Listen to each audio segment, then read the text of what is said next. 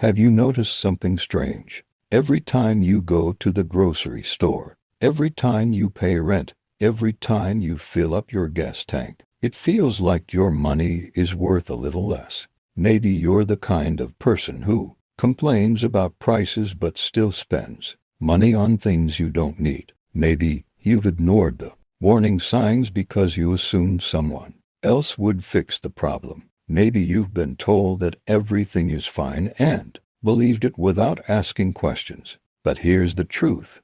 If you're still watching this video, you're already different from most people. You're paying attention. You're asking questions. And that might be the most valuable thing you can do right now. Because what we're about to discuss affects your future, your family, your savings, and the country you live in. The era of cheap America is ending, and most people won't realize it until it's too late. For decades, America enjoyed something that almost no country in history has ever experienced. Goods became cheaper, borrowing money became easier, homes became bigger, credit became more available. Consumers could buy more while worrying less. Even when incomes didn't rise dramatically, cheap products imported from around the world helped maintain a high standard of living. It felt normal. It felt permanent. But what if that entire system was only temporary? What if the prosperity people became accustomed to was built on conditions that no longer exist? What if the affordability Americans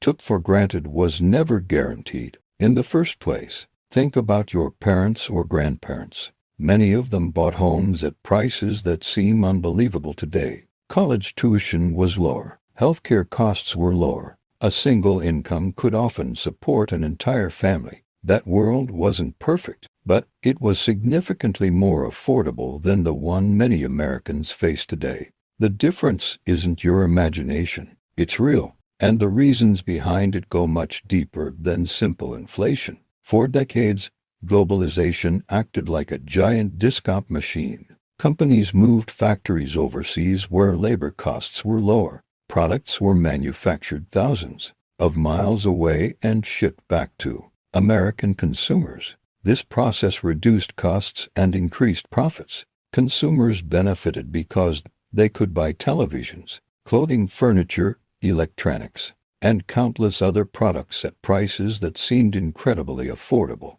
Politicians celebrated it. Corporations embraced it. Investors loved it. Everyone assumed globalization would continue forever. But now something has changed. Nations are becoming less cooperative. Supply chains are becoming less reliable. Trade tensions are increasing. Governments are prioritizing national security over efficiency. Companies that spent decades moving production overseas are suddenly trying to bring manufacturing closer to home. On the surface, that sounds positive. More factories, more jobs, more domestic production. But there is a hidden cost. Producing goods in higher-cost regions means higher prices.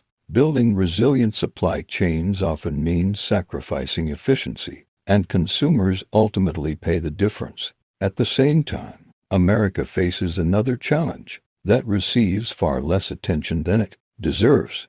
Debt.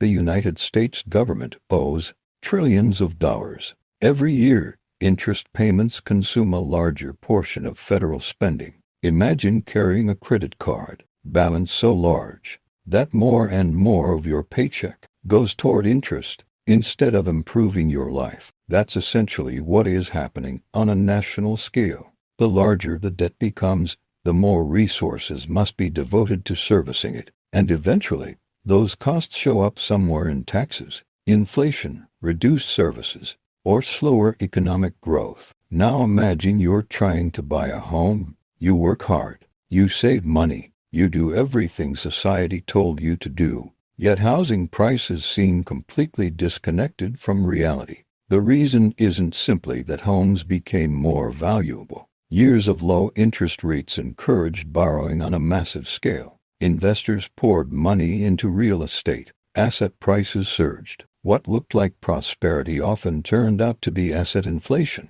Homeowners benefited, but new buyers found themselves locked out. Today, many young Americans are discovering that the traditional path toward Homeownership feels more difficult than ever before. The same pattern appears in education. For years, easy access to student loans allowed tuition costs to rise dramatically. Universities expanded, administrative costs increased, amenities improved, but students graduated with larger and larger debt burdens. Once again, what initially seemed affordable eventually became expensive. Easy money created the illusion of affordability, while pushing actual costs higher over time. Healthcare tells a similar story. Americans spend enormous amounts of money on healthcare, yet many families still struggle with medical expenses. Insurance premiums rise, deductibles increase, prescription drug costs remain a concern.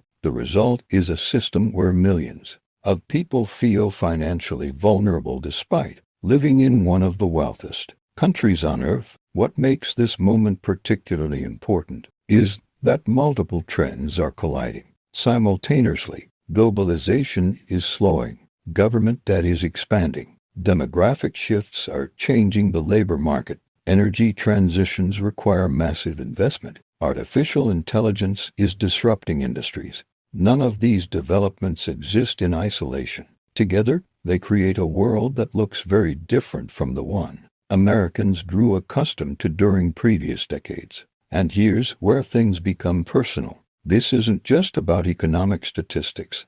It's about your daily life. It's about whether your paycheck stretches as far next year as it does today. It's about whether your children can afford opportunities that previous generations considered normal. It's about whether retirement remains achievable. The end of cheap America isn't an abstract concept. It's a transformation that affects ordinary decisions made by ordinary people. Many people respond to these challenges by searching for someone to blame. Politicians blame corporations. Corporations blame regulations. Voters blame political parties. Economists blame external shocks. But focusing exclusively on blame often distracts from a more important question. How do you adapt? Because whether these trends are fair or unfair, they are happening. The individuals who recognize reality early usually have an advantage over those who deny it. Throughout history, periods of major economic transition have created both winners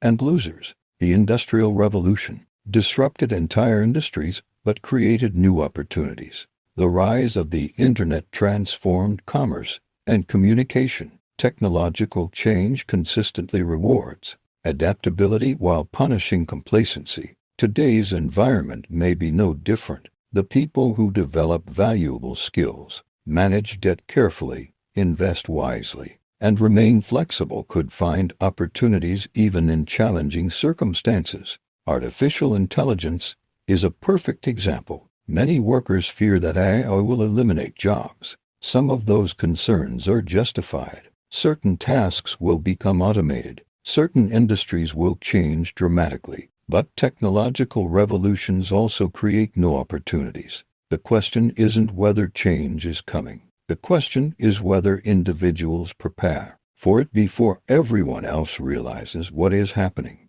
Another misconception is that the end of cheap America automatically means economic collapse. It doesn't. A country can remain prosperous while becoming more expensive. In fact, some of the world's most successful nations have relatively high costs of living. The difference is that productivity, innovation, and income growth must keep pace. If wages rise alongside costs, the adjustment becomes manageable. If costs rise faster than incomes, financial pressure increases. This is why productivity matters so much. Every major improvement in living standards ultimately depends on producing more value. Technology, innovation, entrepreneurship, and education all contribute to productivity growth. They allow societies to generate greater wealth without relying solely on debt or cheap imports. The future of America may depend less on finding new ways to borrow money and more on finding new ways to create value. Yet many people continue behaving as though the old world still exists. They assume interest rates will always fall. They assume goods will always become cheaper. They assume government programs can expand indefinitely, without consequences. They assume debt doesn't matter. History suggests otherwise. Economic realities eventually reassert themselves. The longer imbalances persist, the more dramatic the adjustment can become. The uncomfortable truth is that the era of easy abundance appears to be ending, not because America is doomed, not because prosperity is impossible, but because the conditions that supported decades of cheap consumption are changing.